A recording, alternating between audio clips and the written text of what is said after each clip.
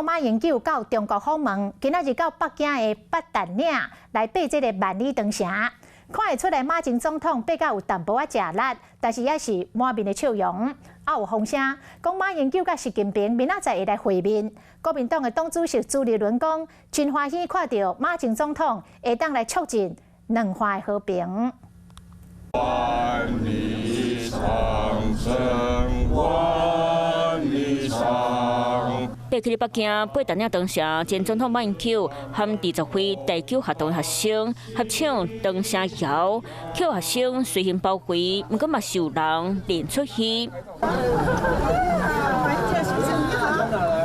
一手亲切小酒饭，来自台湾的马英九来到北京到地的景点八达岭，就算脚步行到真险，不过嘛是笑眯眯。今日讲是北京故宫和地高湾不共款，马英九人是直接坐车飞到西华门，嘛伫咧太和殿头前翕相。敢讲是为着马前总统调工亲场，听讲北京故宫拜谒固定票款，不过马英九来这参访，那马办执行长肖秀琴陪同，中国各台办主任宋德和北京故宫副务院院长王旭东嘛跟调调，现场是款待甲舒适。马英九去到中国，就亲像伫咧行走卡，只是进前过景点，亲像伫咧西安参访兵马俑博物馆，都有网友伫咧微博顶铺文，讲几啊万人伫咧路口长等袂当要去。拢伫咧等待马英九1、2点钟参观结束，现场有真侪民众摕手机翕相录影，这座旅行毋若文化旅游，有政治布条。团长明仔载，马英九和中国国家主席习近平会伫咧北京见面。马总统这一次去大陆